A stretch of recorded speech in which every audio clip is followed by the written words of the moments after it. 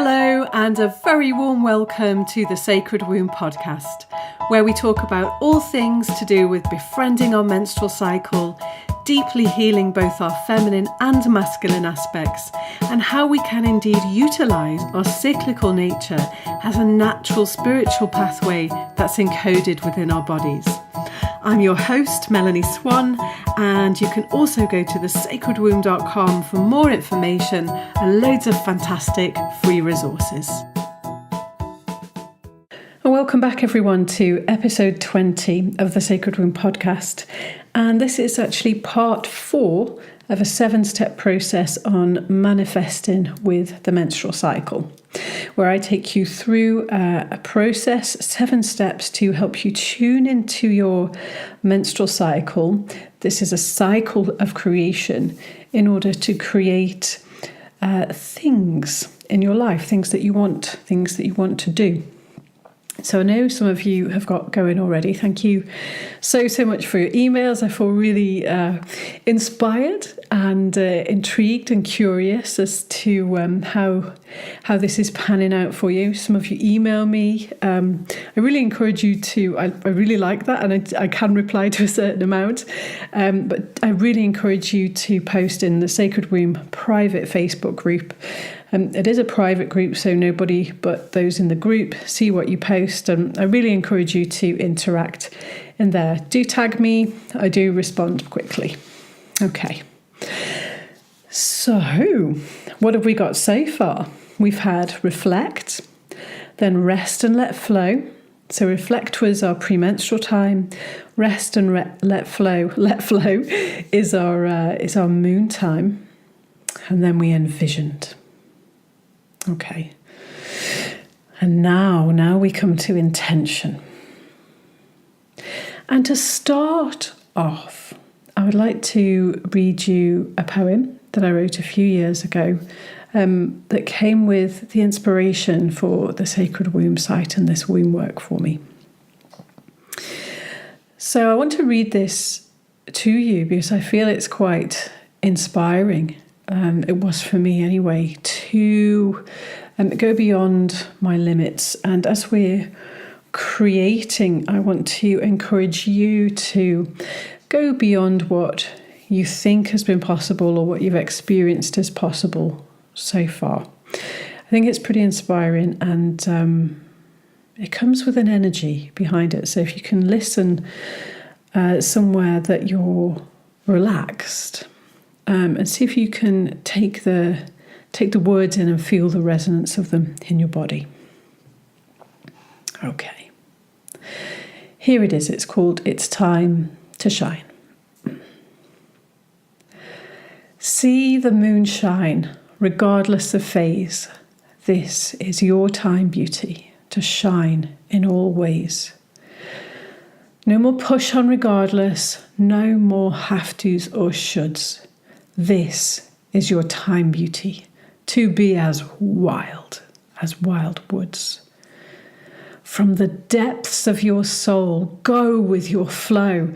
This is your time, beauty. Let go, let go, let go.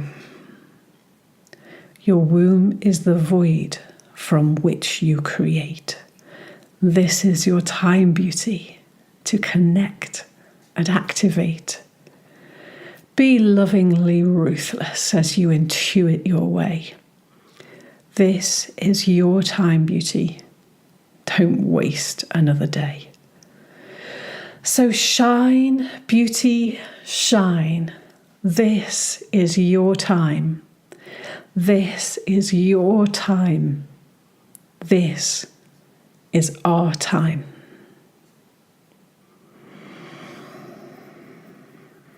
Oh, I feel great just reading that. I really do. Okay. All right. Well, let's move on to intention setting. So just to flesh out the recap so far.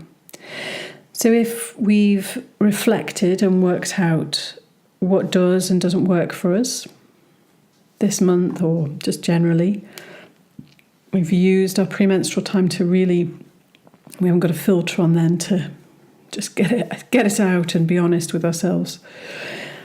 And then we've rested and let our blood flow out of our beautiful yonis and allowed that process to really take place and get to the bottom of that wave, so to speak. And we've been relaxed and as present with ourselves as possible. This is such a great combination for healing. It's when we're doing our digging, our realizations, our wonderings.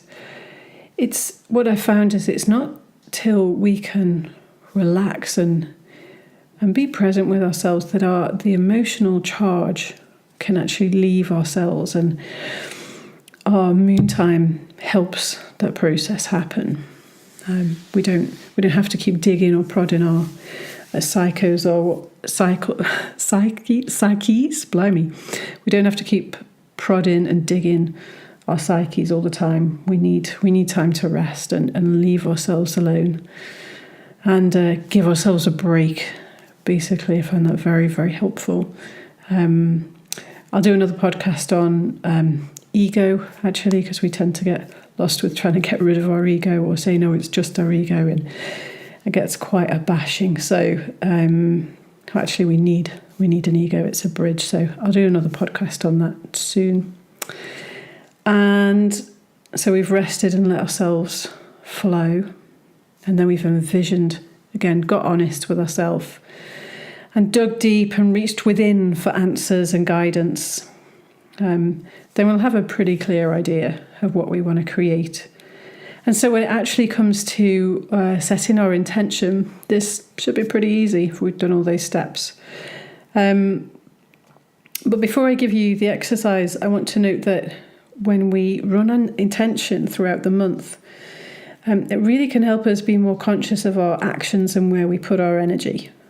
Because we're coming from that foundation, we have that focus. So there's more to come on that in the next episode, which is episode 21, Aligned Action. So, intention. The exercise for this step is to write your intention down. I find this very, very helpful because I write it down, I see the words, and then I read it out loud as well. And what I do is tweak it until I feel a click, like, ooh, nearly right, but this word's not quite getting it for me. It's not quite doing it. How else can I put it? What can I say? Because words come with a vibration. And if you haven't already seen Dr. Emoto's work on, he photographed water crystals. I hope I've got his name right. Anyway, if you Google water crystal photographs, he's the dude. And you'll see that words come with patterns, and they create patterns within us and certain resonances within us. So it's really important to get the words as kind of right as possible. Okay. Again, doesn't need to be perfect, just something that where you feel like some sort of click, some sort of key in the door moment where you can kind of, yeah, that's it. But maybe a little more clarity will come as the month goes on if you're not quite hitting the nail on the head with that. But so write it down, read it out loud, and refine your intention.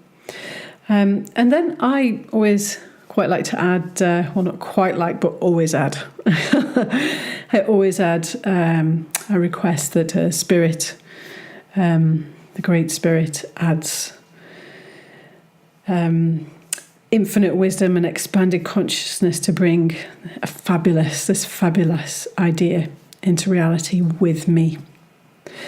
And I feel that's a really, really important point to make as well. That's why I'm mentioning it in the podcast, because I have met people who've been working with Spirit in a way that sort of, it feels a bit like a puppet. Like, oh, Spirit's just kind of working through me, and I'm just a channel, and whatever wants to come through. Like, that can be a real avoidance of doing our work and clearing our fears. And when things get a bit challenging for us, as they are going to, if we're expanding, going beyond our expectations of ourselves and our experience of life, then we set an intention that we think, wow, I want it, but I don't know how. So it's really important not to worry about the how at all. I mean, maybe we have ideas, but not to look at it and go, God, that's just too far out of my comfort zone. I'm not sure how I'm going to make that happen. We don't have to do it all, but we do have to do our work. And if it doesn't happen, we can't sort of blame anyone and say, well, Spirit said it wasn't the right time, or it wasn't meant to be, or something. And hey, there is a place for that, I think, sometimes. But if we're doing our work, the only thing that can happen is our idea will manifest. I mean, it might take some time, and we really can't give up with that by doing our work. So really, I think I say this every podcast, or most podcasts, but I'm going to keep saying it. We cannot avoid ourselves and dealing with ourselves, dealing with our fears, bringing ourselves back to wholeness, running the emotional charge out of our body that we've been holding, and really facing ourselves as much as we can every step of the way. So really, womb work is not this fluffy avoidance, and ultimately we got to face ourselves to whatever path we're on. So okay, back to my notes, I think. So right, so time to set your intention. So when you've got it clearly written down and you feel that keynote, and if you want, ask the Great Spirit, to whatever form of source energy you call that, then put your hands on your womb. We put our hands on our womb, get quiet, and say our intention out loud. Oh, beautiful. That's it. And you've set your intention. I hope you've enjoyed that podcast and that you enjoy the process of setting your intention. And I'll see you next time for episode 21 on aligned action.